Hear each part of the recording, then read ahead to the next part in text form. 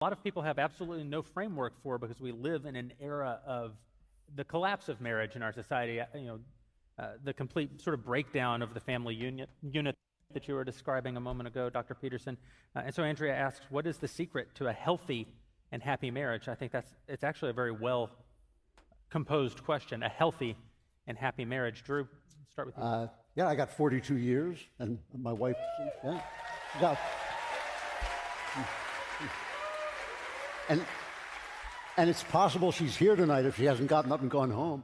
But I used to answer that it was simple politeness, treating each other with kindness. But then I realized what I was really saying is that it's gratitude. It is gratitude for the invisible things that your spouse does for you every single day, and does for you simply by existing, and including her and including him in your own achievements and in your own ego. My wife is as much a part of my ego as I am. Her pain is my pain. Her joy is my joy. I hope she feels that way about me. And I think that takes time to establish. And kindness and gratitude are the way to take that time until you're so much one entity that you just feel with each other and care so much for each other that you're there for one another when you need them. Can we? Yeah. That was fine. Can we go around this way? Because I don't want to have to go after Jordan Peterson. Okay, good. I'll allow it. I think, I think that's all right. I think. Was it that funny? Actually, to be honest, I was going to say gratitude, so I actually have nothing to say now. I think a big key to a healthy marriage is to root out the spirit of competition in a marriage. That's good. Because, or at least to channel it in a healthy way. Because a lot of times, especially when you bring kids into the mix, you get into this competitive thing where it's like, well, I did this around the house, and I was up with the kid, in the middle of the night for X amount of hours, and you're not doing this, and you've got this scorecard. You're keeping score all the time, and that's why I think it's so toxic these days when you hear from people that, well, a marriage is supposed to be 50-50. You want it to be 50-50 equal partners, and that's exactly the wrong approach, because then you're always measuring, well, I'm at 49 right now, and you're at 51. No, you both just give of yourselves 100%. And you don't worry about competition. And you channel the competition through board games in your marriage. You take the board games very seriously. My wife and I have just gone to bed angry at each other because of board games before. Like the Bible says to do. Yeah. But that's okay as long as it's for board games. Yeah. Yeah, well, we banned board. So I've watched this before, so I know where this is going. But it's just, I think it's important to point out, right, that, this is such a common tactic for if you're going to go on to say some, wacky, borderline questionable things, that the way to do it and get away with it in today's world is to just, start off by saying really bland, boring stuff that no one will really disagree with. And so it's not like what they're saying is wrong or necessarily bad advice, but I think on some level, most people, if they spend a few seconds just thinking these topics through, what Andrew Clavin and Matt Walsh just said, everyone would be yeah, for sure. A relationship, a marriage of any kind obviously shouldn't be a competition, and you should be grateful for the other person who's putting in the effort that you're putting in. Those are basic, boring things that everyone will agree with. And the reason that they spend the time doing this, it's I don't know if they probably don't think this out in advance, right? But it's a subconscious defense mechanism where they're going to say a bunch of non-controversial things, so that when they go on to say the controversial stuff and people call them out for it, and someone's going to say oh, you're defending rape. Oh, you're just a misogynist. Oh, you're just an old school Christian, bigoted hack or whatever. They'll be bro, I just said don't be competitive in marriage, and you're losing your shit over here or whatever. And when in reality, this isn't the stuff that people are getting mad at. But what they do, and they're strategic with it, right, is that a lot of times people will go into these videos, particularly if it's someone who's already on the left, looking to disagree with it, right? Like I'm on the left, right? Like I'm going into this like very aware of what are the things I'm going to disagree with here, because there are going to be things that I disagree with inevitably, or and so what it's easy to do without realizing it is to start to then look for everything they say as being disagreeable, and again, sort of like duh, no shit. But I think it's important for us, for anyone who's looking to criticize. This is like boring, bland, sort of almost like non-substantive advice, but it's like we gotta like ignore the shit that's not controversial and just let it be and not really even comment on it, because this isn't the problem, right? The stuff that they're going to start off with on a question of like how do you have a successful marriage, how do you have a successful relationship, how do you have a successful partnership, like they're going to start with the bland, boring stuff, because if they know that if they get right into like, oh, the secret to a good marriage is just that, you know, the wife should be down to fuck whenever the husband wants, then like then people are going to jump right on and be like, are you kidding me? Like what are we doing here? And a lot of people are going to pick up on like, okay, that seems a little questionable, maybe I'm going to click off the video. Whereas when they start with a lot of shit that is at times sort of insightful, at times it's sort of bland and boring, and it's like, I'm not criticizing it. It's a tough question. Like if particularly if you're not expecting it coming, I don't know if they knew that these questions were coming. I don't know the setup of this panel that they're on. This is just a clip on the Daily Wire YouTube channel. But like, you know, I've never been married. I'm 25 years old. But if someone were to ask me like Chris, what is the secret to a good relationship, of like or like a good friendship? Like that's something I have 25 years worth of experience in having, right, or friendships. Like I'd be like, oh man, that's a tough one. There's a billion answers. There's a billion different angles I could go at it for, and depending on whether I'm the first one to answer the question, like there's pressure, right, to say something that everyone will agree with, particularly right in the beginning of a conversation. It's like we've built in this assumption of like, oh, like, you know, in order to be grown-ups, we need to have cordial and, like, nice conversations. So we got to always just start with the non-controversial stuff before we get into the controversial stuff, so that then we can, like, claim we're being adults or whatever, right? Whereas at the end of the day, like, no one really gives a shit about this kind of answer, because no one's going to the Daily Wire for marriage advice. I mean, not primarily. I mean, maybe some people genuinely care about what these people have to say when it comes to how to have a successful marriage, but it's not the primary content that they're giving. And so it's tough. It's like, it's human nature to not really want to be the first person to say something controversial. It's not like the question was like, what's wrong with Joe Biden? Then, like, you know, that's their whole fucking shtick is the political game. So then they'll have no problem hopping right into the whatever you know, talking point is cool and hip with the right way, the online right, like at that point in time.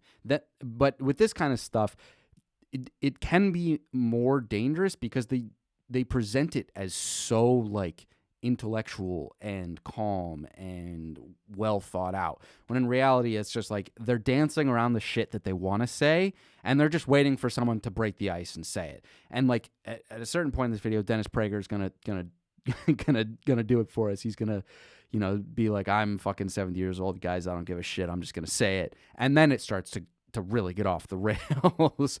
But it's important to note when watching like Daily Wire, or a little bit less like Louder with Crowder stuff, like they just get their whole shtick as being like right-wing comedians, right? So they just get right into it. But with these guys who present themselves as intellectuals, the Ben Shapiros, the Matt Walshes, the Jordan Petersons, it's just I think it's important to basically just like ignore this stuff, not comment on it, not give them fuel to just respond with their boring generic responses. Like I could make a comment on the fact that like it's really cringe that they're just like drinking whiskey and dressed really well, talking about how to have a successful marriage on a panel about that's supposedly probably a political discussion, right? Like that could come across as really condescending. It comes across as like, oh, look at me, I'm Mr. Intellectual, I'm Mr. Successful in life, I've got life figured out, and I'm a proper man who like dresses nice, you know, has a good marriage and like drinks whiskey, like, and that's my version of fun. You know, but I don't want to comment on, even though I just did, like, I don't think it's a good use of our time to spend a lot of time talking about that kind of stuff, because it fuels right into their like, oh, the left is just jealous of the fact that like we live good lives, and you know, they don't know how to deal with our arguments, so they're like commenting on the fact that we're drinking whiskey. So as tempting as it is to like nonstop pause the video and be like, oh, look at these cringe right-wing fucking misogynist pieces of shit. Like, I think it's like pick and choose your battles, and like this isn't really a battle that we want to pick. So let's just I'm gonna keep going, and we'll see eventually when they start getting into the really stupid stuff. Games in my house when my husband and I decided to play Scrabble, and we realized he had English spelling of words. So obviously honor is not spelled with a U. We're in America. This is America. This is America. This is America. Just saying that for the record. But I'm going to kind of say my last answer again and restate that the symbiotic nature of the masculinity and the femininity. I'm not trying to be my husband. My husband is not trying to be me. And especially when you have children, you realize how children really grow when they have both. You know, the things that my husband is concerned with when it comes to our child are things that I don't even think twice of. He needs that maternity and that paternity, and it's just been beautiful. So I do want to just quickly say something here. Like, this is it's a true point, right? Like, people are different, and people in relationships shouldn't try to be each other. That's sort of weird. And you know, when the day, if the day comes where I have kids, right? Like, I shouldn't try to be a parent based purely on how I think that my partner would parent the situation. Like, it's important to have different parents. Like, no shit, right? So the only like part that's like worth commenting on with this is just like they'll take something that's true like that, and then they'll bake into it some assumption which just is sort of problematic and doesn't. And I hate to be super nitpicky here because they go on to say much more problematic stuff, but like when you know, parents are going to parent differently, and they're going to be different people, and we shouldn't expect them, nor should they expect of themselves, to try and act always in the way that the other person just wants them to act. Like, they should think of themselves, be their own person, yada yada yada, no shit. But then they'll go on to say something like this, which is just like, you know, it's like husbands should act like men and wives should act like women. When in reality, like, that's not what makes any sense. That's not where, you know, we're grouping, when we group all men into one bubble and all women into one bubble, then we're running into problems where we're like expecting parents to act based off of already pre-established gender norms, when the criticism of the gender norm stuff is that the pre-established way of thinking about it is not good. So if you're going to say that dads should act in a manly way, in a masculine way, that they should think about things from the perspective of a man, and your reasoning for that is look at look at the world around me. My husband thinks about things and thinks about parenting in a masculine way as opposed to my feminine way. Like, it's just a very circular line of logic, and it reinforces the bad gender stuff that we don't want to reinforce, which is just like, we should parent based off of like being a good parent, and recognizing that there's differences between a husband and wife or two partners and two parents is like, it's almost at that point, like, the majority of the time, the gender is not really going to be the thing we should be focusing on, right? So tying these things together, looking at the world around us and saying, look, there are men and there are women, and men should act like men and women should act like men, when the fundamental criticism of the right-wing talking point on this is that, like, yeah, no, this is how it is. Everyone knows that this is how it is. We just don't think it should be that way. And then you turn around and you say, well, look, it is that way, therefore people are different. The conversation's not going anywhere. It's just circular back and forth, and we're not moving along anywhere. So anyways, it's just whatever. To see how right the Bible is on absolutely everything. Okay, I shouldn't laugh, but Dennis, that's just you have a unique perspective on this because you say that divorce is a mitzvah. Is a what? Well, that is actually, as Ben can attest to, it is a statement actually by the greatest Jewish commentator, Dennis Prager. Dennis Prager, number one Thank fan you. of beer therapy, baby. I will take it slightly differently. What to avoid rather than what to do. Okay. And there are two things that I think people need to avoid, and not in order of importance. One is taking the other for granted. I think that people should date Yeah. for the rest of their lives. When you try to win that person to be your spouse, look at how much you did. Make sure how you looked, how you acted. Everything about you was, I want to win this person. Then you win that person, and then within a year or 10 years or 20 years, it all goes to hell. I stop trying to win this person. My favorite English verb is earn. It's one of the only languages in the world that has the word earn. In all Latin languages, you say, I win an income. In America, in English, you say, I earn. The other one is my happiness thesis, that you are not allowed to inflict your bad mood on others. So the only point that I think is worth mentioning on what he just said was like, I think it's true, and this is like a,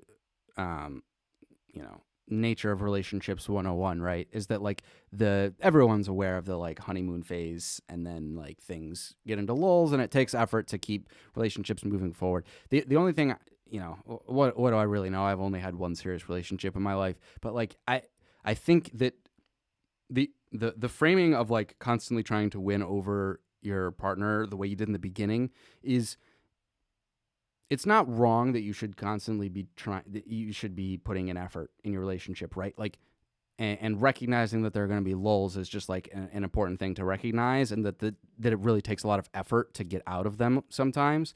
But probably don't try and win over your partner the same way you did in the beginning. Like the way you're putting in the effort should change and evolve over the course of the relationship, right? Because when you have like 3 years of history, and if there's been like an ongoing problem, right? Like something that's been the elephant in the room over the course of the relationship, acting like you did in the beginning when that elephant in the room didn't exist to try and win over your partner isn't going to help. Because if there's like one big thing that's like a recurring, if there's an underlying behavior pattern or way of thinking or way of acting or whatever that's causing problems, that's maybe causing the lull, maybe sex hasn't been good, maybe the date life hasn't been good, maybe you're not really like enjoying spending time together, you feel like you're too busy to spend time together, whatever the problem is, right? There's an infinite number of them when it comes to dating. But I think that it's just important to like, recognize that that history is now real. And so the effort you put into showing the other person that you care and that you love and that you're trying to get better in the relationship, you're trying to be supportive, you're trying to yada, yada, yada, on and on and on. Like that effort needs to just change over time. And it's easy for it to go away. It does naturally go away. And, but I don't think you should win over your partner of 7 years. You should act to try and win them over in the same way that you did in the beginning, right? Like, it's not to say that on date night you shouldn't get really dressed up and try and impress your partner. But the thing that's going to be holding back your relationship 7 years in, when you're living together and maybe you have kids together and you see each other every single day and you've seen each other naked like a million times at this point, like dressing really nice and, constantly being perfectly like clean shaven or having your teeth brushed like 5 times a day or whatever, like you nervously do in the beginning when you're trying to win over that person, like that's probably not the number one thing you need to be prioritizing. Instead, it should just be like, hey, like, here's something I haven't been good at in the relationship, so let me try and get better at that. If that makes any sense. I'm not sure any of these people would disagree with that, but I don't know. What do I know? But thing I wanted to say. More than you can inflict your bad breath on others. You are obligated to wash away your bad mood just as you wash away your bad breath. Yeah, no, that one's bad. That one's bad, right? Like if you're in a bad mood, you can. It's not bad. I shouldn't say it's bad. Being in a bad mood does not give you. Is not an acceptable reason for treating other people badly, but it is also unfair of your partner to expect you to have a magic flip that you can switch where you're gonna become in a good mood. If you've had a really bad day at work, if you've had a really stressful week, if you've whatever, right?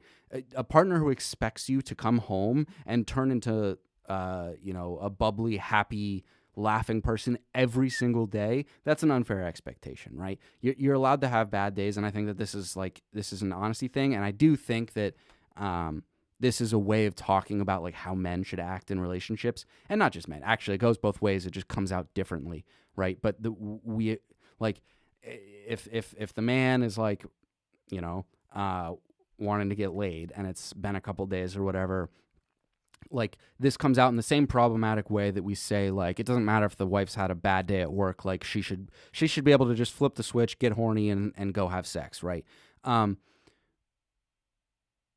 on the flip side of things, like if dudes have had bad days at work, or work is like the easy the culprit here or whatever, but it could be for any reason, right? Sometimes you just have bad days because you just have bad days, like no shit.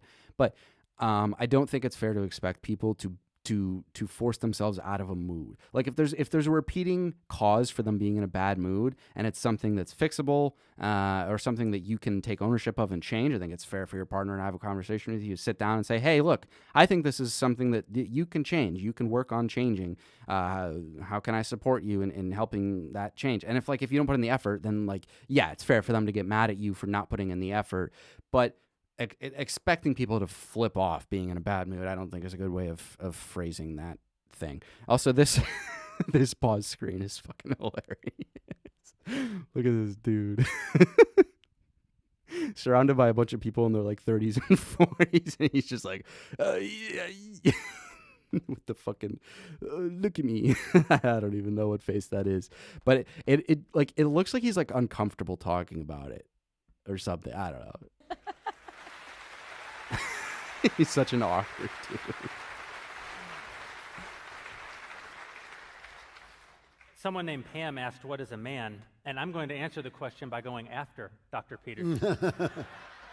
Well, I actually don't think it's a good question. And I'll tell you why. I mean, I think happy is a pretty low goal. I mean, first of all, there's going to be This is something that Jordan says a lot, and it's good, actually. Lots of times in your marriage where you are seriously not happy. And sometimes that's going to be because you're having conflict with your partner, but sometimes it's going to be because all hell's broken loose around you. And then if you judge the success of your marriage on your happiness, then the same thing happens if you judge your success in life on the basis of your happiness. What do you have when it's nothing but suffering? And that's going to be plenty of your life. That is a good point. And so the whole orientation of that question in that sense is wrong. What you want to have in your marriage is, I would say, first and foremost, a scrupulous honesty. And I don't just mean that you tell each other the truth, because you can be brutal with the truth. I mean the kind of honesty that's devoted towards thriving in love, and you want to act nobly in your relationship. You want to be reliable and productive and generous and then if you're lucky, now and then, you might be happy, and you might have a clear enough conscience so that in those rare moments where you are truly happy, you can also enjoy it without guilt. And so you aim at something a lot higher than happiness, and then you welcome it if it deigns to land on you for brief moments of time. So.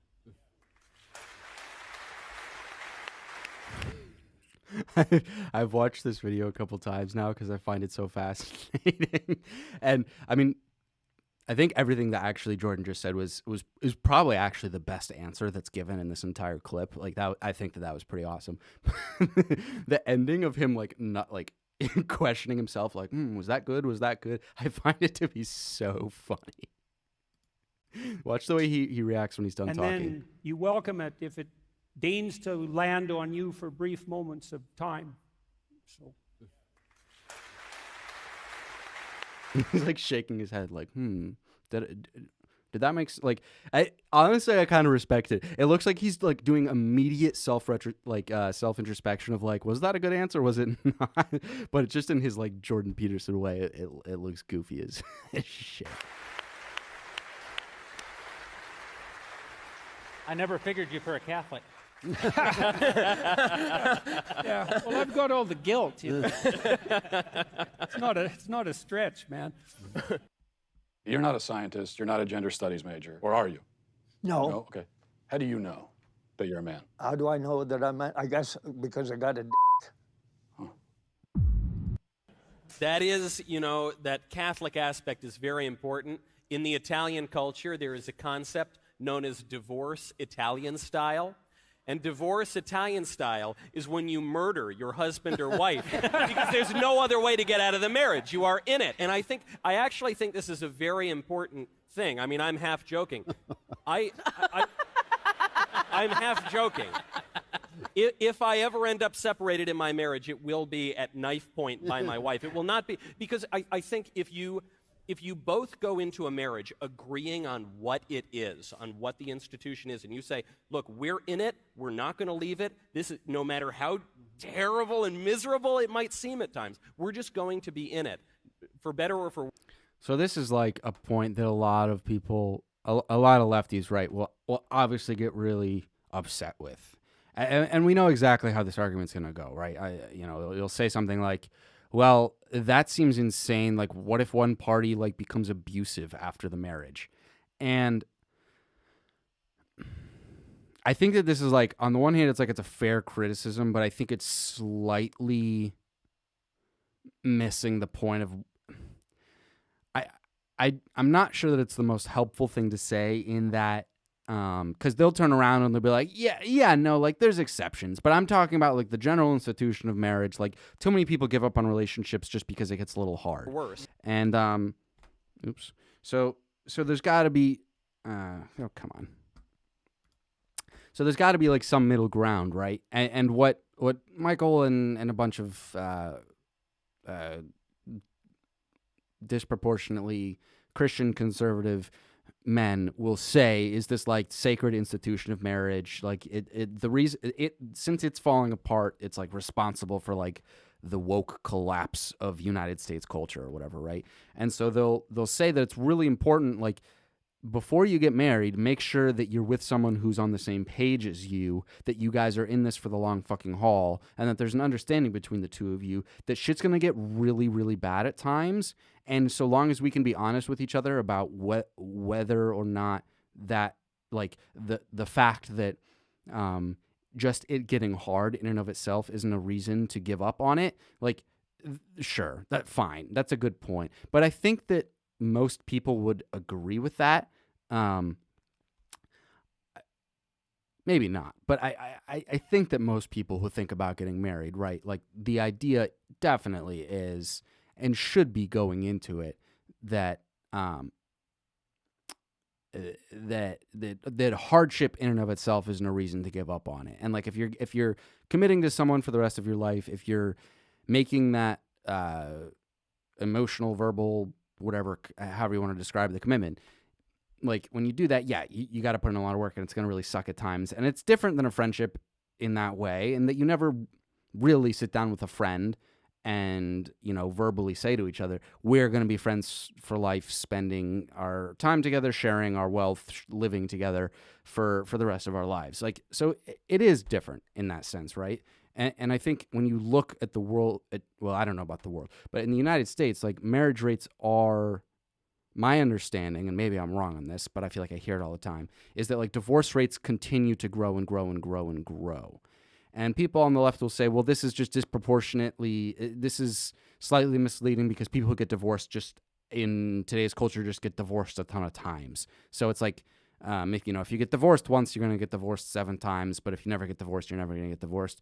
And they'll have this back and forth and whatever. And feminists will say things like, well, maybe it's just because women are beginning to become more in positions of power to not be able to put up with bullshit. And not just women, but like, if we're being honest, right, it's disproportionately women who who are I should explain what I mean by that. Like who are experiencing like genuine abuse in relationships, like that is a male to female dominated thing, right? When we're talking about hetero relationships, the violence and the abuse physically definitely goes in one direction, right? And so I don't know if that's even correlated or whatnot, but like there's all these different things going on, and I'm not sure.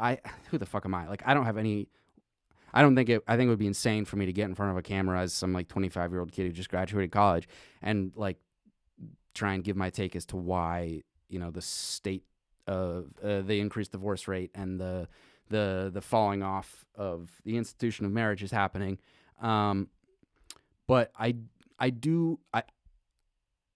think it's fair to have the conversation like, look, romantic relationships, dating, marriage is probably not at a place in the United States where, and I think around most of the world, but being an American who doesn't know shit about anywhere else, I'll talk about the U.S. Like, yeah, those things are not at a place where we want them to be, but phrasing it in the way that like when you go into the marriage, you need to agree full stop that this is something that's not going to end outside of death is very dangerous and is a recipe for emotional manipulation and physical abuse, emotional abuse, all these things. And on the flip side of things, like everyone also needs to recognize like, yeah, no, like dating probably is not, it probably is not in the best spot, right?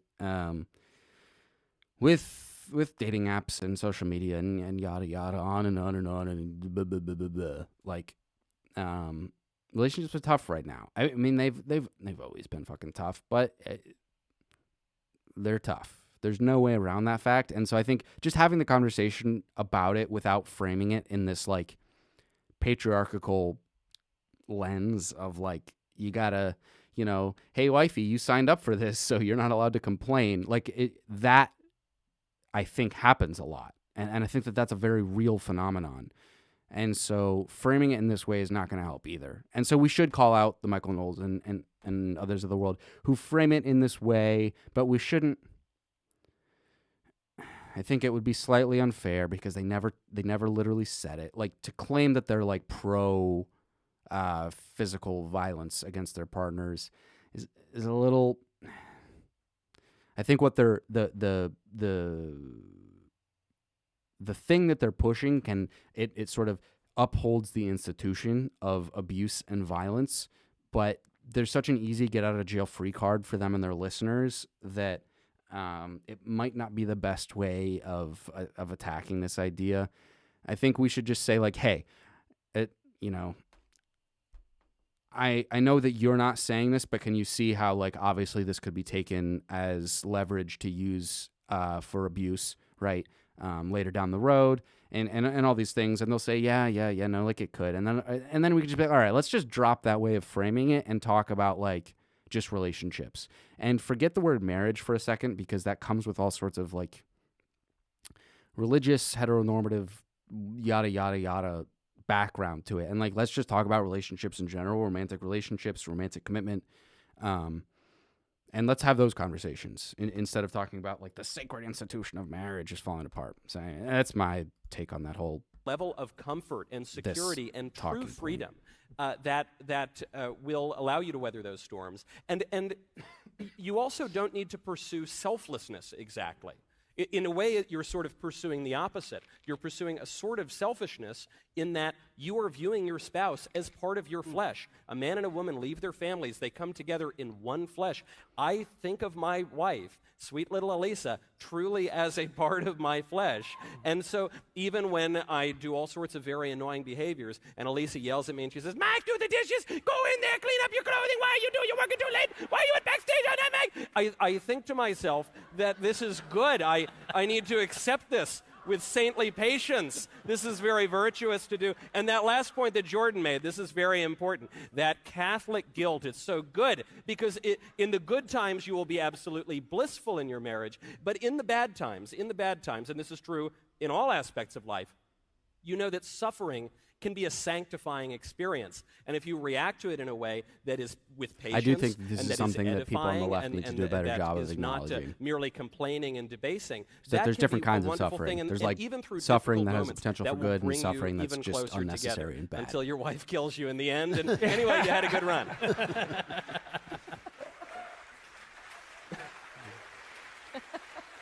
So, like Michael, if my marriage ends, it will be because my wife murders me, both because she is a doctor and can get away with it, and Oh, God. and also because the life insurance money is just extraordinary. But, you know, to take, I think, something that hasn't been taken, it's hard to be the last person except for Jeremy, and who cares what Jeremy has to say?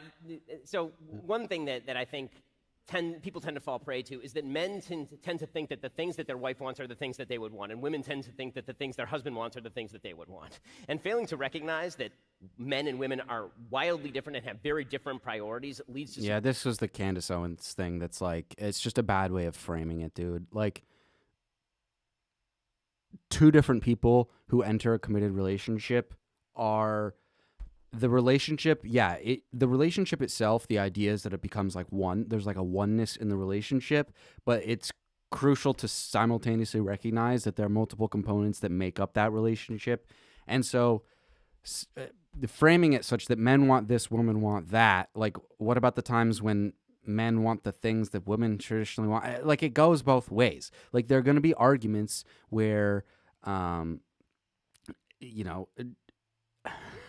there are going to be arguments depending on life history and circumstance where, like, the husband is going to be the one saying, like, no, we shouldn't be that hard on our kids. We should, we should be nice to them, and maybe we should be more understanding. And the mom's going to say, like, no, we need to punish them and instill. Like, these things go on in both parties, and making it a gender thing is where the problem comes in, right? Like, just people have different perspectives on how to parent and how to relationship, right? And so why don't we just leave it at that? Like, there's difference between the people who make up the one thing that is the relationship. And that's like, for people who get that reference, I'm sorry, that was cringe. But I just think it's important to point out. some pretty bad things. I have so many stories that are like, I mean, the purest example of this that I can think of is there's one time my wife came to me and she had some sort of problem. And I did what men do. I said, okay, so here's a bunch of solutions. And men, right. Whoa. Yeah, I see that, Candace, so that's correct. Is it And really a bad It's a idea? bad Because men are solution-oriented, right? If they hear a problem, men like to fix things. They like machines, they like to fix. Yes, this is, again, it's like, yeah, I do this all the time. And this was a big problem in my first serious relationship, was there were times where my ex wanted to just talk to me and complain about the world, and she was so exhausted from whatever was going on that she needed to complain about that she didn't really want me to sit down and say, all right, I hear you. Great. Forget about that for a second. Here is solution 1. Here's solution 2. Here's solution 3. Here are the pros and cons of like that. That is my gut reaction, and it's my way of saying, like, oh my gosh, I love you. I care for you. Let's fix this, and let's fix this right now. This is causing you pain. Let's get rid of it right now, right? But this is not. This doesn't just go both ways. It's easy as a dude to be like, oh yeah, no, I do that, therefore men do that. It's like, no, like, I did the same thing. I wanted to complain about shit, and my ex would try and come up with solutions for me, and I'd be like, no, I don't want that. I don't want that. My relationship with my mom constantly, like, and she's self-aware of this, anytime I bring up anything that could be interpreted as something that's, like, potentially a problem in my life, my mom's reaction is to send me, like, 20 different fucking articles about, ways of thinking about it, how to fix it. If I'm talking about stress and, like, looking for my next apartment or whatever, she'll send me, like, 25 links to apartment.com with a bunch of different places to stay. Because it's like, I'm your mom, let me help you. And it's like, it's just a loving thing. Like, we want to, when someone we deeply care about has a problem, it's like our motivation to fix it for it. Like, it feels so good to help someone you care about in fixing something that's causing them stress or that's upsetting to them. And frankly, like, so this is just a human thing, right? Like, we're feeling like you are the solution for the person who you love and care about. it boosts your own ego in a way that just sitting there and nodding your head and saying, I hear you, I love you, like, come here, let's just hug for a little bit. Like, that doesn't boost your ego in the same way. It doesn't feel as good. And so this is where we're taking something that doesn't need to be gendered and making it gendered. Like, I don't understand the need or really why. Well, no, I do understand why they want to talk about it as being a gendered thing, because they're so the modern right is so obsessed with this idea of upholding and withstanding gender roles which have existed for forever, that they need to cling. They have no choice but to cling to the idea that there are inherent biological, physiological differences between the sexes, right? And so they look for every opportunity to bring that up and say, look, men handled this differently than women, and we need to just be honest about the way the world is. And instead of like woke performative art or whatever, we just need to be honest about the way things are. And so then they'll point something out that's true, and a lot of the times it's kind of true about a lot of people. And then, like, because it's Ben saying it, he'll be like, yeah, no, this is like a manly thing. And then and so I'm getting all worked up about it. But yeah, stop. Like, I think just saying that this is a problem in relationships is important, and it's real. And talking about the reality of the fact that, like, yeah, men don't feel comfortable opening up emotionally to their girlfriends or to their partners in the same way that women do. And that's because, again, of like pre-established gender norms and gender roles where it's not as cool. It's like men are raised to think that it's not attractive, that we're going to scare women away by opening up to them emotionally. So we don't complain about our day. But when we do, like whenever I did, whenever I got pushed over the edge and was just in a full-blown complaining mode, like my ex did the same thing because she cared about me. She wanted me to be happy. She's like, how can we help this? Well, how can we think about how to change this? You know, what can I do for you? Can I make you dinner tonight? What can I do? What can I do? What can I do? This is just a human reaction. And anyways, I've said everything I need to say. Things. And so my wife presented me with the problem, and I said the natural, normal, logical thing that men do. And I said, here's a solution, and she got mad. And I realized at that point that what she didn't want was a solution. What she wanted was for me to hear her. Yes. To hear her. Yes, the comfort. The emotion. Even I.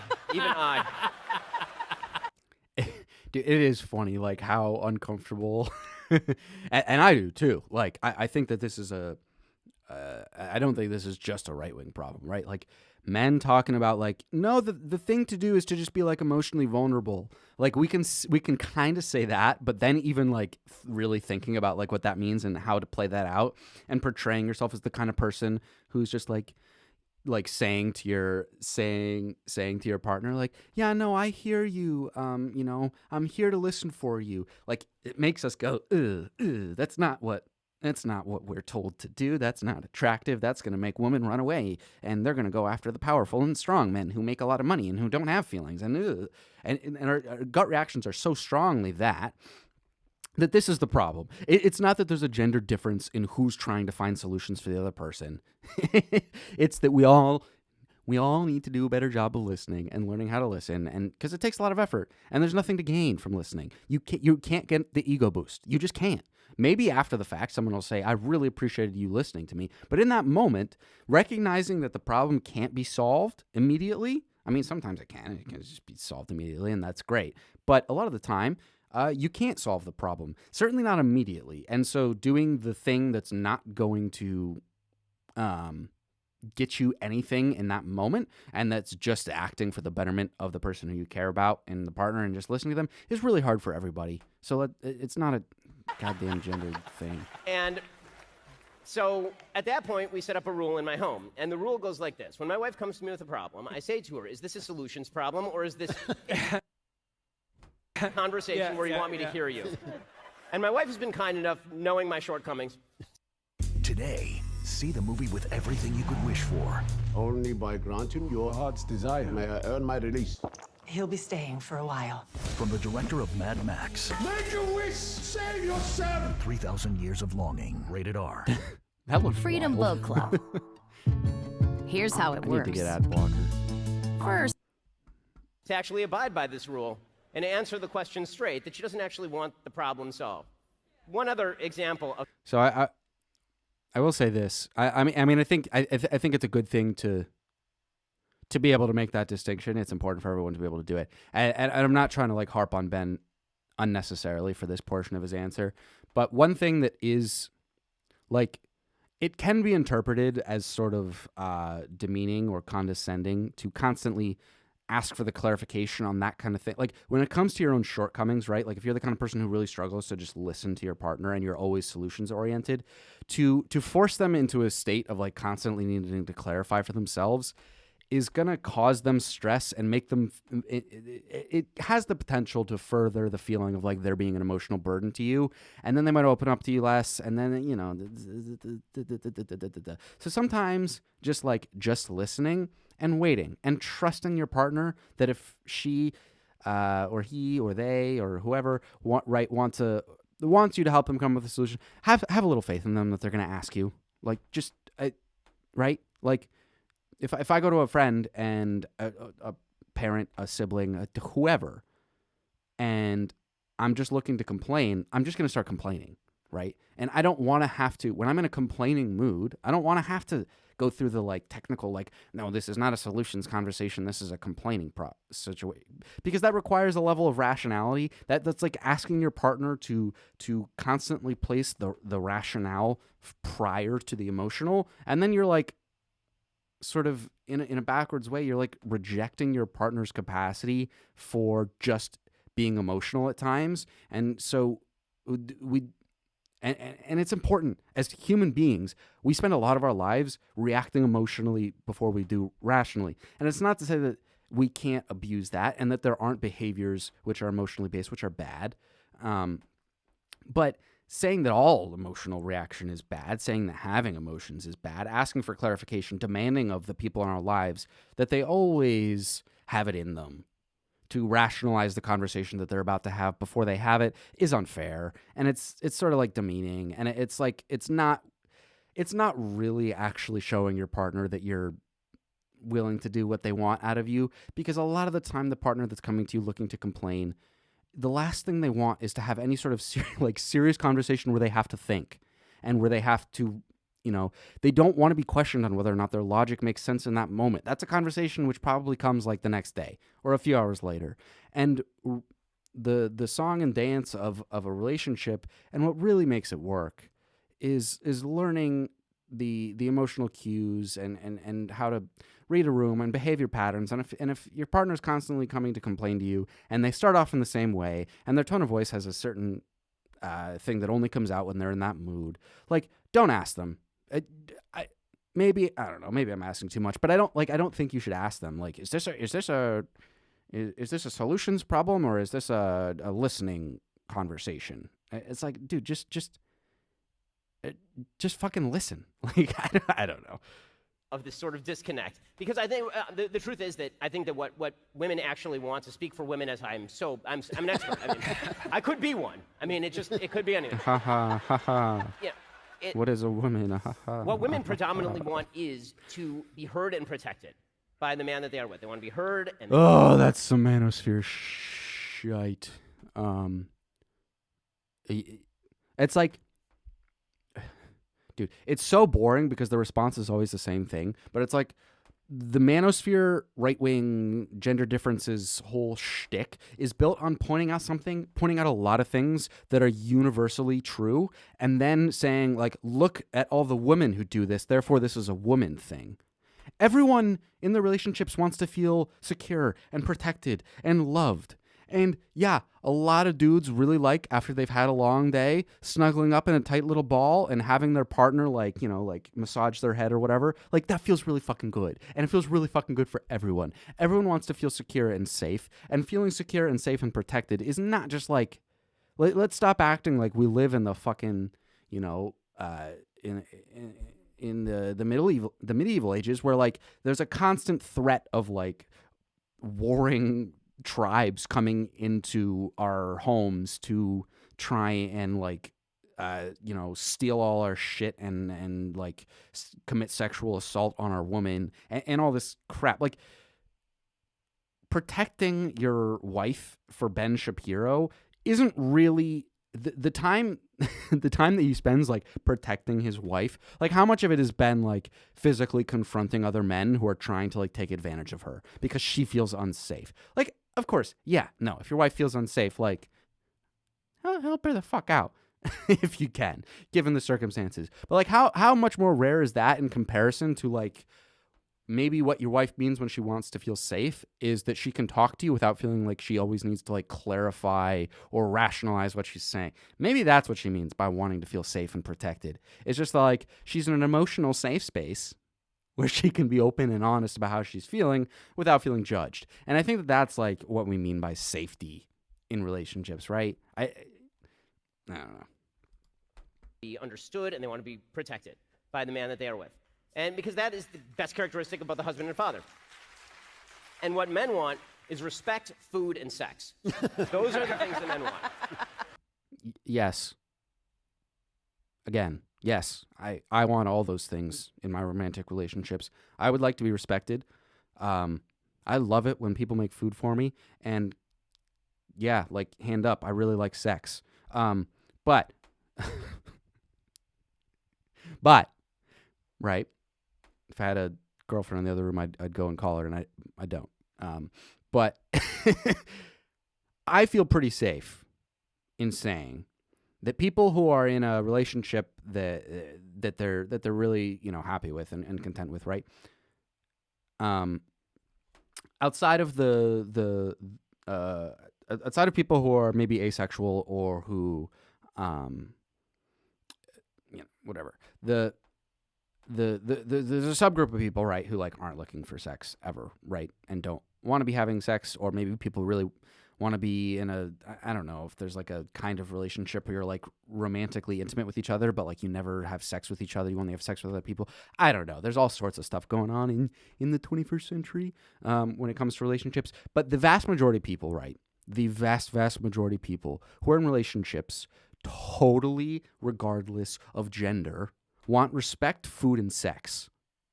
But I don't know about you, Ben, but I want the woman in my life to give me a lot more than that, right? I don't want just that. I want to have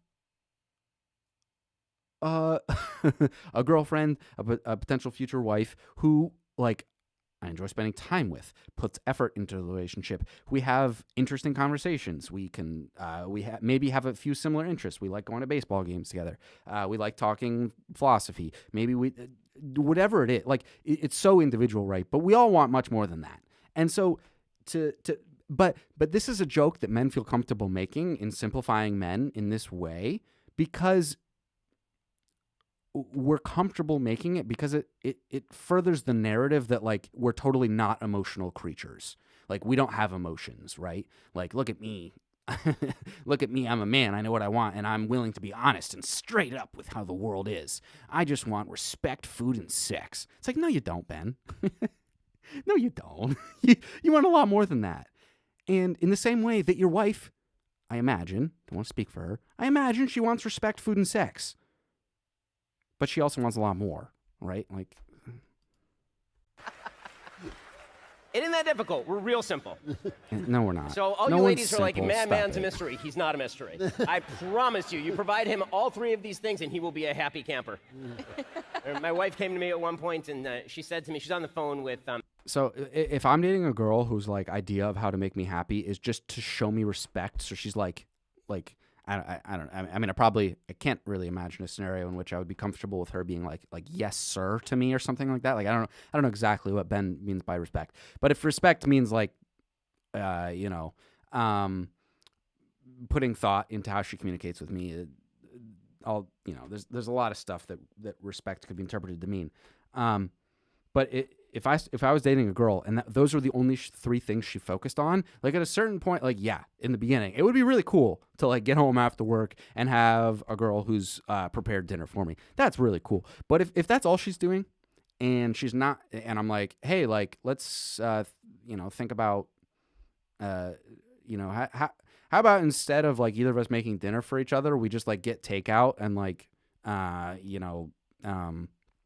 stay in for an evening and let's debate like some fun topic or whatever. I don't know. Like I'm sort of a weird like philosophical debate bro. So when I think about the conversations I want to have with people, I feel like they don't necessarily align with what the majority of people want to have, right? But like at a certain point, like if all your partner is giving to you is food and sex, and they're just like respectful in their responses to you and like how they talk to you, like you're gonna be like, this doesn't really feel that intimate. It feels like we're just like friends with benefits here who like are treating each other like human beings, right? Like the relationship is so much more than that. It has to be. Particularly, Ben, when you get married and have kids, you want a lot more from your wife than just respect, food, and sex. You want her to be putting a lot of thought into how she's going to be a mother, how she's going to treat you and the kids, and planning all sorts of fucking shit for the family. And on and on and on we go. So no, men are not simple. Women are not simple. A female friend of hers who no shall one's remain nameless. simple. And this Non-binary woman, folks are not simple. Her husband, she'd been working a lot, and her husband had been working a lot, and she was in the middle of a very difficult work project. They had a bunch of kids at home, and her husband would come home, and he'd be taking care of the kids. And he was getting grumpier and grumpier about this, as men are apt to do. And she was talking with my wife on the phone, and she said, yeah, any imbalance in a relationship, right? Like people are going to get unhappy. Goes both ways. Again, not a gendered thing. To my wife, what should I do? And my wife said, you should buy him some flowers, get him a card, tell him how much what he's doing means to you. And I motioned desperately, you need to, like, it was on speakerphone, which it shouldn't have been. And I motioned desperately to mute the phone.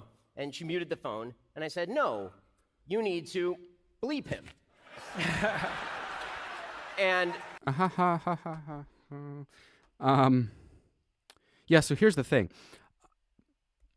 Right? When my ex was really upset with me, or maybe she felt like I wasn't putting in the effort to being present with her enough, like I was constantly distracted or whatever around her, or I was asking more out of her than she was asking out of me. Like we didn't have kids, so it's not a perfect analogy, right? But I guarantee you, if I showed up after work one day and my version of saying, "Hey, look, I'm sorry for being sort of checked out the past month. You're right, I've been kind of a piece of shit," and I just give her flowers and a card, like, yeah, she'll probably appreciate the like recognition, because really what that symbolizes is a recognition that you've sort of not been doing your part. But if that's all you do and nothing changes, then you're not really going to start to feel better about it. You're not going to be happier about your situation. In the same way that, yeah, people are fucking horny and dudes are fucking horny, and this is no secret, right? But if I'm not happy with the effort that my partner's putting forward in the relationship, and I get home from work one day and I feel like we haven't been having much sex recently, and she's like set up the fucking whatever, and it's like clearly like the mood, and she's like ready to be intimate with me, and we have sex, like, that's great. Yeah, honestly, it probably could affect my mood for like, but the thing is, like, maybe for like the rest of the day, right?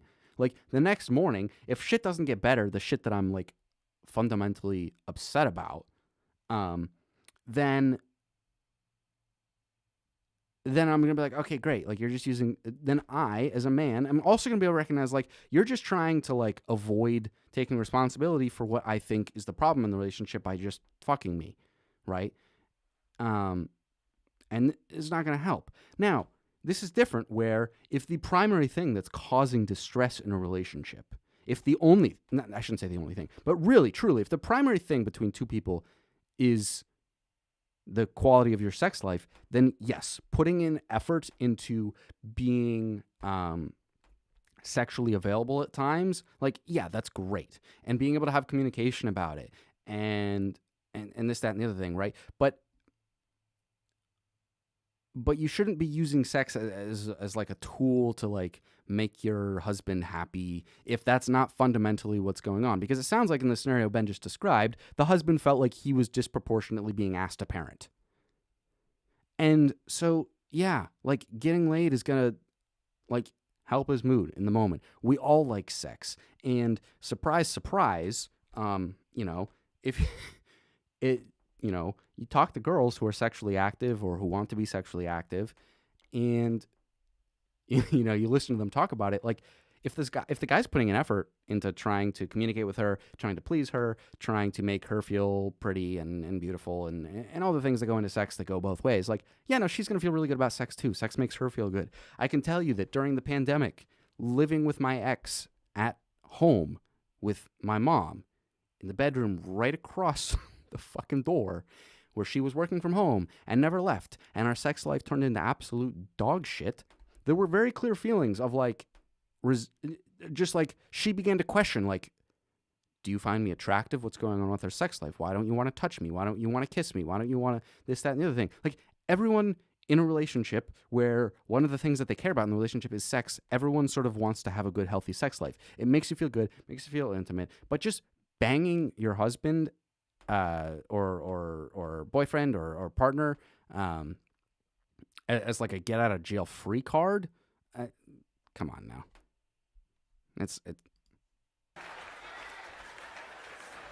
I said to my wife, you're thinking like a woman would think, right? Because if you want to feel appreciated, you don't want that. What you want me to do is buy you some flowers and write you a card and talk about how wonderful you are and how grateful I am. No. Girls like flowers and cards if it's like, I don't know, fucking Valentine's Day or some shit. But like, if they're frustrated with the fact that you haven't been spending enough time with them or putting in the right effort, what they fucking want is for you to do that. They care so much more about you like taking the initiative to plan a date, right? And being really present for it. Maybe you leave your phone at home, right? Like, you spend the time just with her and you shut everything off. And if you're the kind of person who's like stereotypically, if you're fitting the like stereotypical like work too much profile, right? And you're like too consumed with your work life. Like, if you plan out a really nice date and put in some time, some real genuine time, some more than like stopping by a fucking supermarket after work to buy some flowers as like a last second attempt to try and like save whatever problem's going on. Like, that's going to mean so much more to the woman than the fucking flowers in the card. In the same way that if a man feels like he's being disproportionately asked to parent, as was the earlier example, like the wife or the partner taking some initiative without necessarily even needing to verbalize it, but taking initiative to be more present in the parenting in that case is going to really boost the guy's mood and the beauty of all of this, right, is that when you can tell that your partner is putting an effort and is thinking about maybe things that you verbalized, maybe ongoing dynamics in the relationship, when you feel the real effort that's going on, that's when all of a sudden the sex drive is going to kick up a notch, because you're going to feel a level of intimacy with this person where all of a sudden being really intimate with them is going to sound really appealing for both people. Like, I think that too commonly, like, we think of like just using sex as like a thing to make each other feel good, as if it's like the primary thing. It's like, no, like, what makes sex in the context of a relationship feel really good, and what gives it that extra like the feeling that you can't quite describe, that's very different from casual sex, is the real connection, feeling intimacy, and feeling whatever, like yeah, you know what I'm saying. And my wife, being a woman of good sense and practicality, nodded firmly, took off the mute, and said, "Go home and sleep with your husband." And it was was good for the happily marriage, ever after. as it turned out.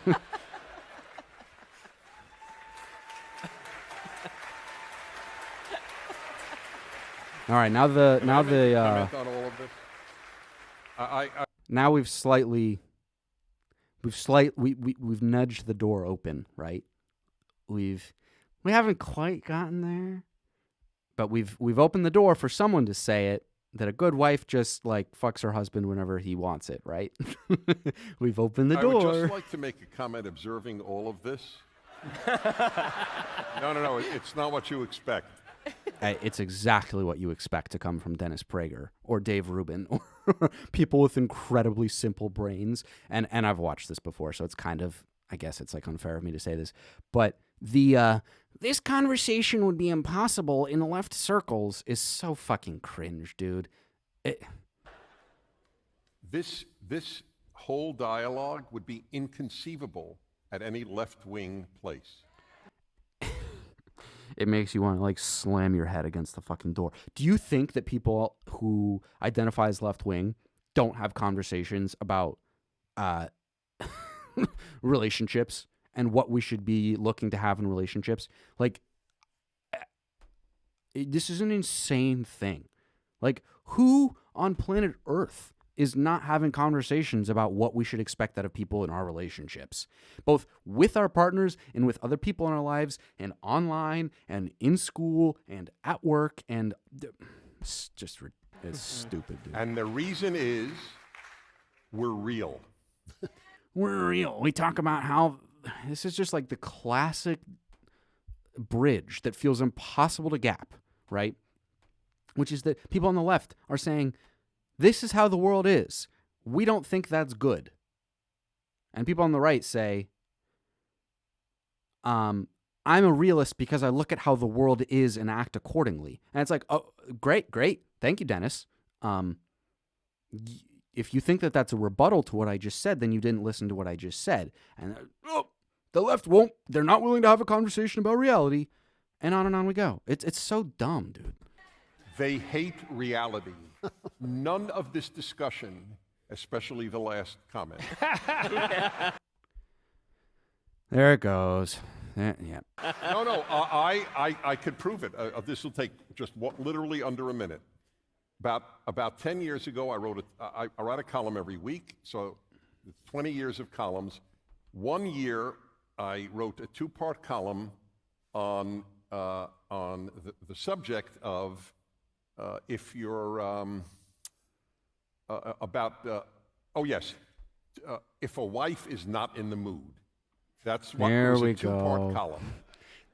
And the whole thesis, which I put in such gentle phraseology. Go home and bleep him. If your husband is a good man, if you respect him, if he treats you beautifully, then don't only allow your mood to determine whether you... Fellas, if you are the contradiction here, right, is that being like a good, noble man in a relationship is never expecting that because of that your partner owes you sex. That's the fundamental hypocrisy here, right? And I'm not even going to... Well, I'll wait for him to finish before I call him a rape apologist, because he is here. He's defending marital rape is what he's doing, and I'm not going to shy away from calling that out. Let him finish. That was the thesis of it. Of course, there are times when obviously that will determine, but not always. Just as mood cannot determine almost anything good that we do. I don't determine whether I go to work based on my mood. The Daily Kos wrote, headline, you can see it, it's still up there, Dennis Prager advocates marital rape.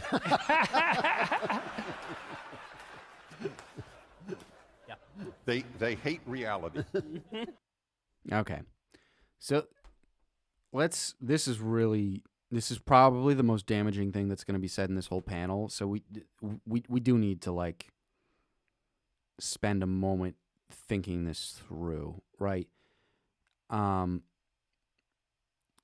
Number one, and the first thing to say, because it's short, is that, and this is not a uniquely right-wing thing, this is a human nature phenomenon. Simply acknowledging the incoming criticism that's coming your way is not an argument against the criticism, right? It's an appeal to it's an appeal to the nature of echo chambers, right? Which is that taking the short version of the arguments that's used by the other group against your own and saying, look, I know what they're going to respond with before they even say it. They're going to call me pro-marital rape. That, let's be very clear, that is not an argument against or for or whatever. It's totally irrelevant as to whether or not you are actually pro-marital rape. Like we need to get that out of the way really fast, because in the same way that I can watch any right-wing Daily Wire video and be like, all right, I know exactly what's coming. right? There's going to be some talk about the fact that I live in reality. There are inherent biological differences between men and women. They'll say things like we should, they're a little bit more hazy with their language when it comes to race stuff, because they recognize the pushback on that. But at least what was okay to say 5 to 8 years ago was something like, there are differences between the races. Like we shouldn't expect in a completely fair society that we would see exactly equal distribution between racial representation and different things, right? So they'll say things like that on race, and that's still sort of the implication of all their talking points on race is just like, in a real fair society, like differences between people will just allow for there to be randomness in the differences between whatever, right? And so yeah, but when it comes to the social stuff, it's like there'll be someone will make a joke about like, no one even knows what it means to be a woman anymore. Like you can tell that joke is coming like 10 minutes before it comes, right? And so if I sit up there and I'm let's say I'm spending 30 minutes, writing. I've written out a video essay on why the question of what is a woman is problematic, right? Like I'm giving the left-wing perspective on it, and I go, and look, I know that the right are just gonna like sit there and be like, this kid just avoiding this kid doesn't live in reality. This kid's not willing to have a conversation about the differences between the sexes that we've all known forever. And like, I'm like, yeah, I know that that's coming. Like, they wouldn't accept that that's an argument against their point. They'd be like, great, thanks for acknowledging it. Now what's your answer? And it's the same thing. Stop that talking point, knowing what the other person's going to say. Well, then you haven't, if that's your response, then you haven't actually really fully engaged with what the other people are saying. You're simply acknowledging what they're going to say as an excuse to be like, it's a way of projecting, like, look at me, I've got the world figured out. I've thought through all this. Are you kidding me? Been there, done that, taken care of that. And it's like, no, in reality, like, you're not engaging seriously with the topic because you all are fucking laughing at it. We're sitting here on the left saying, like, look, the marital rape has been a problem for as long as we, like, have records of human civilization, right? And to deny that is to, surprise, surprise, deny reality. Like, it's just a fact. Like, in not my generation, but my parents' generation, like they grew up. There were certain, I don't know if it was everywhere in the U.S. I need to look this up, but there were definitely states when my mom was born, which the law of the land was such that it was like impossible. Marital rape was impossible because once you got married, part of what that meant was signing away any autonomy on your body. And so rape was impossible, legally speaking. And many today still say, morally speaking, that basically rape is like borderline quasi-impossible once you're married, once you're in a committed relationship, once you've made that commitment to the other person. Like when that dude has a boner, when he's bricked up, when that dude's feeling it, you fuck him. That's part of being in a relationship, right? That's part of being a good partner. But what these people won't admit is that, and it's very tempting to make a comment that I'm not going to make, but it sounds to me, frankly, honestly, like these people don't have routine, regular, good sex lives. Because when you're in a position where you're with a partner and your life is set up in such a way that you like have an opportunity every single day to be having sex, like it's always available there for you, there are going to be a lot of times where you as the guy are not going to be feeling it. And the girl is. It goes both ways. The girl wants to feel, maybe she's, I'm not going to try and psychoanalyze why a girl would want to have sex any more than I'm going to try and psychoanalyze why a guy would want to have sex. Like we all sort of be horny, right? Like horniness is not a uniquely male phenomenon. It certainly is the case that men seem to, we live in a world where the expectation that men filter off their horniness and like know when to like draw a line on like horny posting, like, you know, that's not as it's not expected of men in the same way that it is of women. And because we don't call men sluts and whores when they post that shit online, right? would just be like, damn, bro, like fucking get it, man. It's like, but if a girl does, it's like, oh, look at this fucking, list off 15 names of slut shaming and all these things, right? So when it comes to a good relationship and having a good sex life, like, it is, the whole thing is a fucking dance. It's a fucking, it's not easy. It never will be easy. And there are going to be times where, like, for instance, right? If I'm at a point in a relationship where maybe we've only had sex like once over the past month or whatever, it's not unfair for me to voice to my partner, like, hey, I've been thinking about this. We've only had sex once in the past month. I just want to, like, see if there's anything going on. I would personally like to be having sex more frequently than that. Have you just been distracted? Is there anything going on? What's going on? Have that conversation, right? Now, there's one very important thing, which is that initiating that conversation should not come with the expectation that in that moment in time, your partner's going to, like, have sex with you in that very moment. You shouldn't be using it as an emotionally manipulative tool to try and get laid in that very moment. But if you've had that conversation with your partner and she's like, yeah, no, I want to be having sex more too. It's just, things have been busy and whatever. And then nothing changes. And maybe you are trying to hint at it. You're trying to, you're setting up, you're putting in the real effort where you're doing more than just, like, getting home from work and being like, hey, we said we'd have sex more, right? So, like, let's just go fuck. And not accepting, like, hey, I'm kind of tired. I'm not feeling like, if you've had those conversations and the sex life isn't improving, it's okay to keep having conversations about, like, what it looks like to improve it.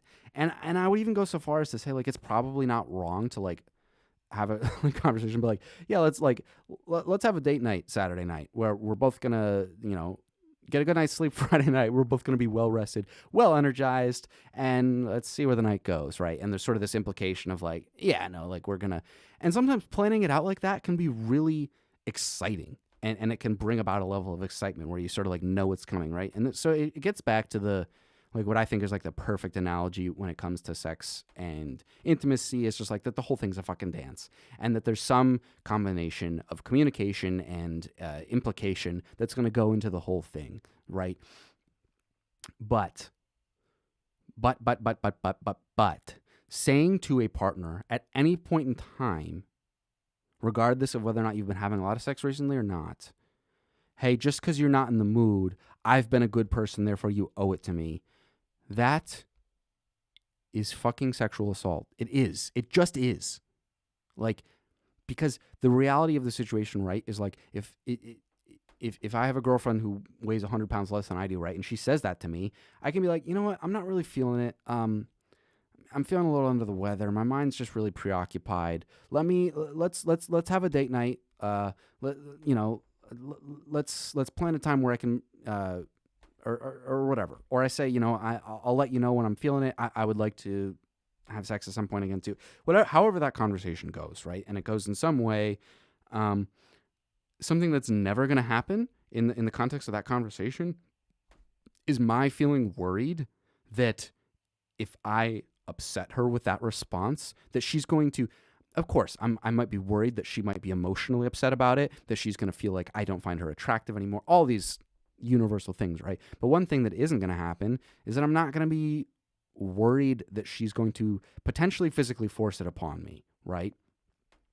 And that I'm not going to, like, that like, if she continues to advance towards me and, like, tries to, like, get more flirty to try and, like, turn me on so that we can have sex in that moment, the reality of the matter is that I always have the capacity to just, like, move away, to get out of that space in a way that she wouldn't if the roles were reversed, right? And so when it comes to saying to your partner, particularly as the one who is physically more strong and powerful than your partner, saying anything along the lines of, even implying, hey, I've been a good partner, you owe me sex, is you're going down the road of pressuring another human being into having sex, into manipulating them into feeling like they owe it to you. These are all instances of, yes, sexual assault, of marital rape. There's no twisting your words about it. It just is what it is. Now, it doesn't mean, I think it would be unfair to say that you can't have a conversation about like if you're not happy with your sex life and you say to your partner, hey, do you want to go out, like, do you want to have sex? You imply that you want to have sex, and she comes back to you and says, no, I'm not really feeling it. If you really feel like there's been a lull in your sex life, I think it's fair to say, hey, can at some point we have a conversation about the state of our sex life? Like, I'm not really that happy with it, but of course, that doesn't mean we need to have sex right now. Totally respect your boundaries, your autonomy. I only want to be having sex with you, and you want to be having sex with me, because that's what makes sex fun and meaningful and intimate, right? It doesn't mean you can't have those conversations. And it doesn't mean you can't recognize to your partner, like, okay, yeah, I know, I think that there are times where it's important to me that in our relationship we have a good sex life. And, there are going to be times where I want to think about, like, maybe we come up with a communication scheme, like, at work during the day where we talk about, like, the whole thing's a fucking dance. But ever expecting out of a partner that she is going to have sex with you because you've been a good partner, that's where there is no gray area. It's hard to have this conversation because it's entirely gray, right? There is no hard line. And so it sounds in a way like I'm dancing around the subject whilst simultaneously drawing a hard line on this talking point. And the reality is that that's exactly what I'm doing, because the whole thing is entirely gray. It's entirely ambiguous. But that doesn't mean that there aren't, on the extremes, hard lines where things are without a doubt being crossed. And this way of talking about relationships, this way of talking about sex, is without a doubt something that has crossed a line into the point where there's no ambiguity anymore. This is marital rape. If you were to use that to get your partner to have sex with you, it's at the very least, at the absolute bare minimum, right? It's emotional manipulation. It's taking advantage of your partner, right? So anyways, I know that I've spent a lot more time talking than they have, but this video is so interesting to me, right? Because of how tame it starts and how quickly it evolves into what can be, the most charitable way to put this is what can be interpreted as a philosophical defense of marital rape, is so representative of how the modern right, how everyone in modern politics goes about the conversations that we all want to be having. Like, we skirt around them because we're so scared to be the one to, like, start flipping the fucking dominoes, that we avoid it, say lots of really ambiguous, meaningless shit in the beginning, and then we get to a point where we're so fed up with feeling like we can't say what we want to say that we just start to say, like, outrageous shit, right? So what I wish was clear, like, I wish they could just start from the get-go being like, hey, let's have a conversation about, like, sex and relationships, right? Because that's clearly where they wanted to go. It's like, because everyone, whatever, I'm getting caught up. But I think that So gets at, I think that gets at the important point of this, is that, yes, Dennis Prager just defended marital rape. He did. I don't think that you can deny that fact, and I know that a lot of right-wingers are going to get really pissy at me for it, but I don't know how you can. And they're going to come back to me and say, like, well, you're just dodging it with your all-over-the-place response. And it's like, I'm trying to give a response in a way that seems fair and charitable. Like, I genuinely am trying my best, but you've crossed a line in a conversation that's very, very gray.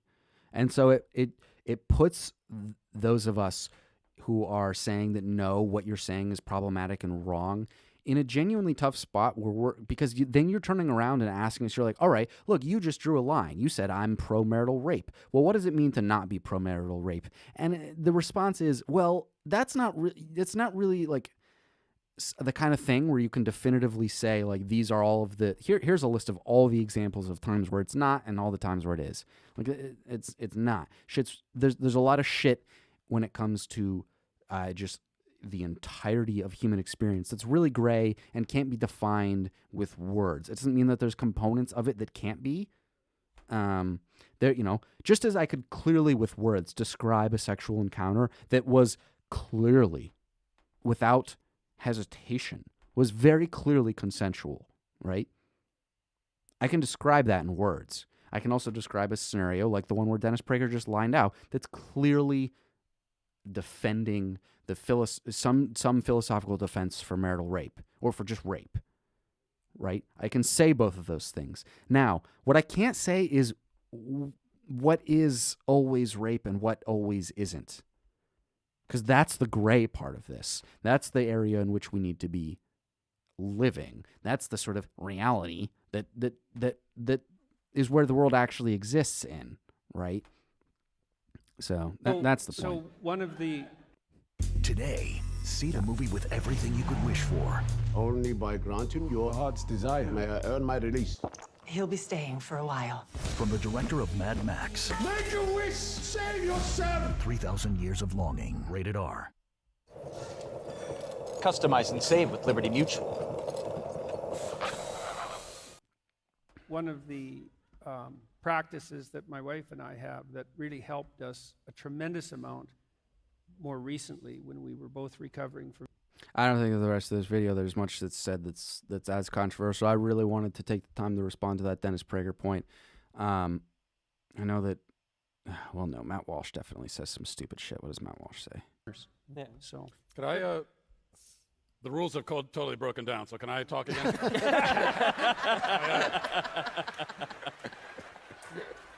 After listening, I just want to give one other, because after listening to all this, I feel like my answer should be more sexist, like the rest of you.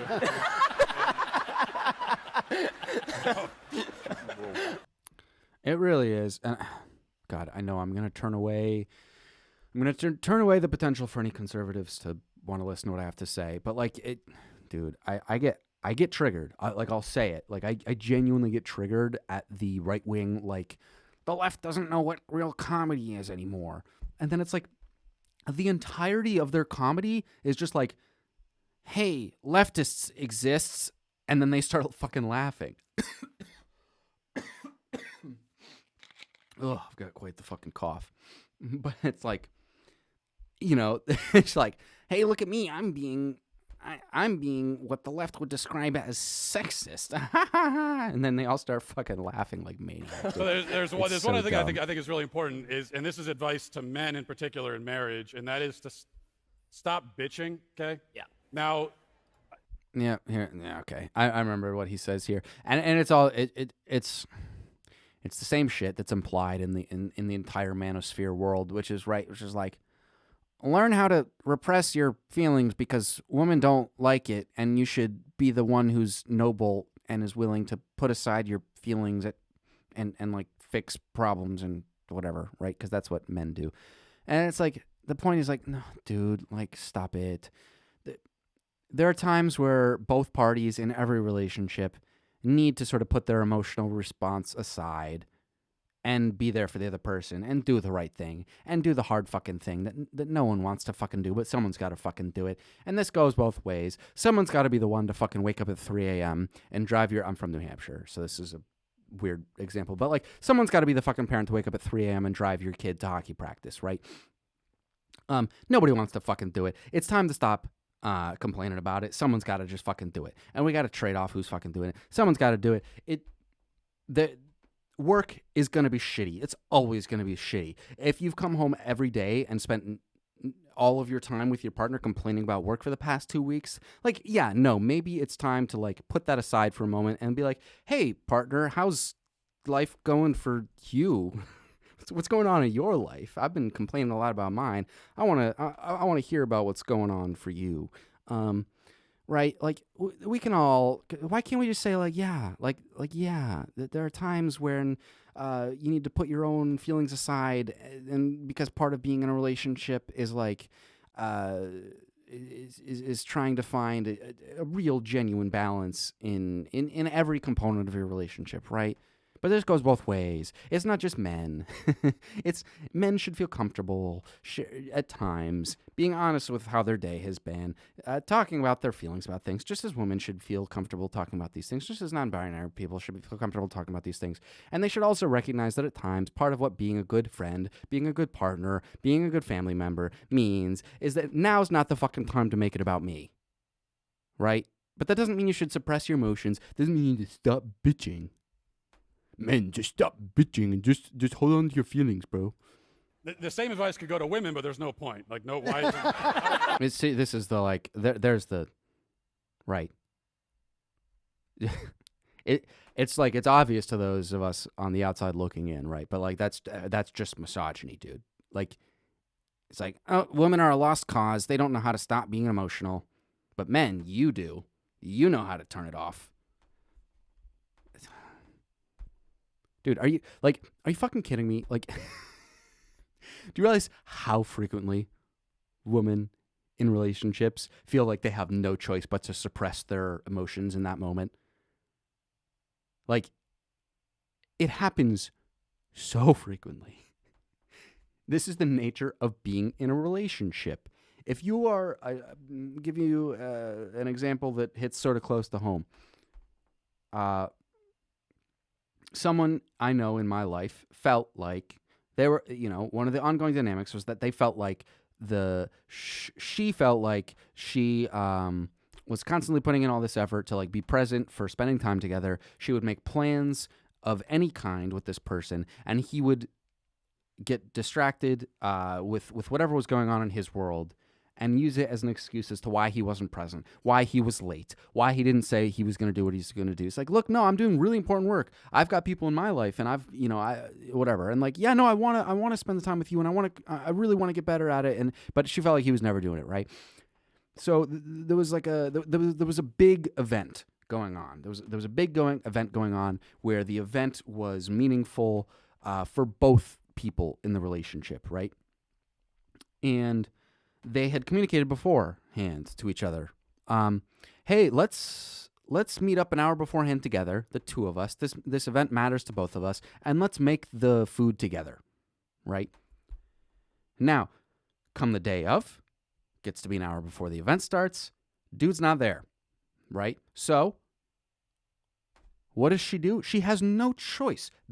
Everyone at this event is relying on the food being prepped by the people who said that they were going to prep the food. So what does she do? She does the only thing she fucking can do, is despite no matter how fucking mad she is, no matter how emotional she is, she spends the next hour making the goddamn food and prepping the food. And then everyone gets there, and the party starts, and she's pissed off at the guy because he once again got distracted with what she knows. She doesn't know it because she hasn't seen him yet, but she knows. It's like he got distracted with work. He had a business call that got in the fucking way of him showing up to make the goddamn food.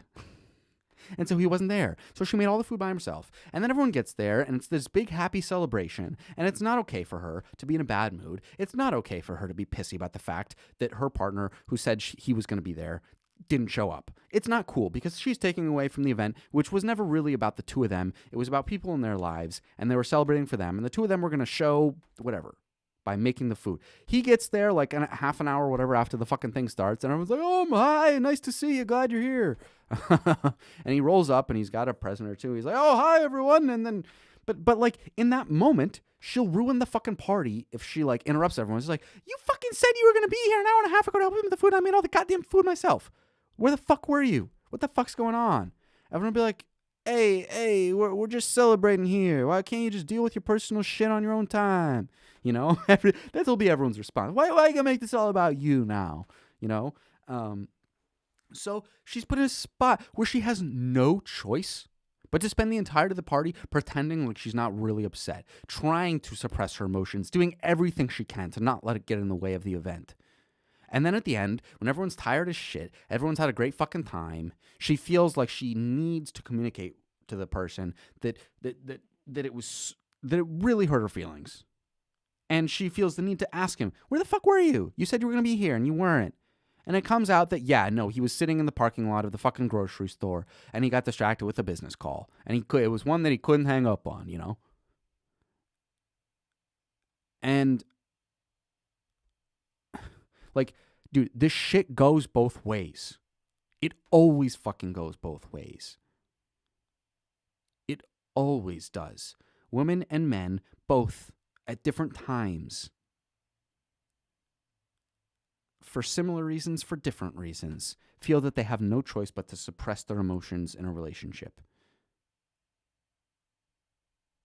Right?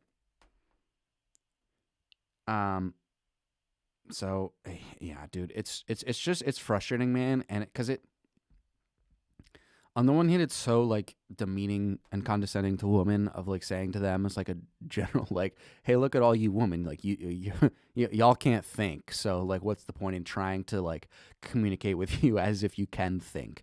So it's like damaging in that respect, but it's also so goddamn damaging to men because it's like, bro, like, because then it gets in our fucking head that anytime we complain about anything, that we're just bitching. And that like our women are gonna like leave and cheat on us or whatever, so we gotta like suppress our emotions or whatever. It's just like I think it's bad, man. You guys opened the floodgates, so I'm just jumping in. Yeah, exactly, dude. Like that's the state of the modern discourse, dude. I think we've lost the sense of stoicism in men completely in marriages, and so now because we encourage men to, you know, be very open about your emotions, and what that ends up happening is that you just like dump all of this stuff onto your wife all the time, everything that you're worrying about, everything. This is a real phenomenon, right? This is absolutely real, and this was one of the things I look back on my first serious relationship, or I say my first serious, just my first relationship, and something that in retrospect, like I wish I had done a lot better. And it was a big learning experience for me. Was that like I, as a man who has been so influenced by fucking manosphere shit and just gender norms of society in general, right? Like I have a lot of feelings that are suppressed, right? And so at a certain point in my relationship with my ex-girlfriend, I got comfortable enough with her where like it all just came out onto her. But that was because I didn't have anyone else in my fucking life who I could talk to, because I was trying so hard to suppress this shit that it all came out on her. And then she turned into my fucking therapist, right? And that's unfair. And so the answer to that is not telling guys to stop bitching. It's to encourage them to be emotionally vulnerable with more than just the woman in their life, with everyone in their life, with not with everyone, like their relationships where it's not appropriate to be, but with their friends, with their parents, with their family members, with their therapists, if that's something that they can afford and want to, and people who they want to be talking with. Like the solution to this is to encourage more talking, more openness, more vulnerability. It's not. The worst thing you can do is to tell guys to stop bitching. The same way that, like, yeah, Matt Walsh, dude, if you go home after work and your fucking wife is upset with you, you would never, I mean, maybe you would, I don't fucking know, but you would be insane to say, hey, wife, why don't you just stop bitching? You're really being an emotional burden to me. I had a long day at work. I'm kind of tired.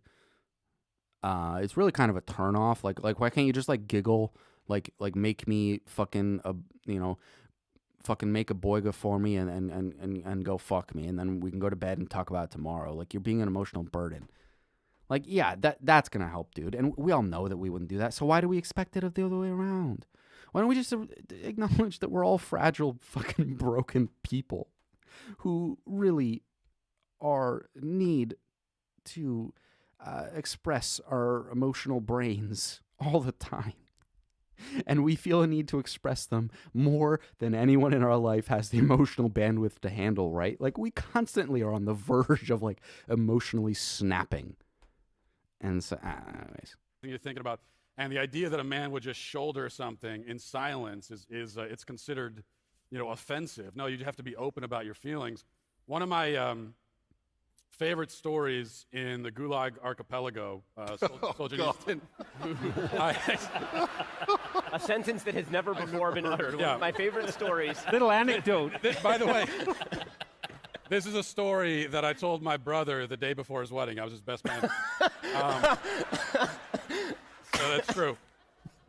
There's a man who's at a Soviet labor camp, and he's sentenced to die. And why are you guys laughing? I'm trying to tell a serious story. He's sentenced to be shot. Okay, so this is I don't know why this takes forever, but the story I remember he's getting to is like this guy's sentenced to die. He has 3 days to live, so he asks to see his wife because he wants to spend his final 3 days with her, and he spends those 3 days just with her, right? And the story goes that he just spends his time appreciating his time with her for 3 days, and he doesn't tell her that he's going to be executed, right? And that this is like a prime example of like masculine stoicism, right? But here's the thing. I mean, like, the irony of it is to think about, like, if I was married and for some, like, let's say I got like a cancer diagnosis that was so specific, it was like, you will die in 3 days, right? If I went home and spent the next 3 days just spending as much time with my wife as possible, being there with her completely, right? And then I died. This notion that somehow she's going to be happy that he didn't tell me is comically insane, dude. She would know whether a romantic relationship of any kind, it's there's almost an argument to be made that it's fucking selfish of you not to tell the people in your life that you're about to die. But it's such a goddamn extreme example, dude. Like, to make this analogous to like a guy like shouldn't come home and talk about how he was like upset that someone said something mean to him at work is like, okay, whatever. Shot to death. And see what Jeremy has to say. Honesty in your marriage, absolutely. You need honesty in all of your relationships, including your relationship. I'm so fat. Brendan, you're not fat. It's the shirt. Look at Nate. His relationship with yourself, which is where most of the real lies happen in the world.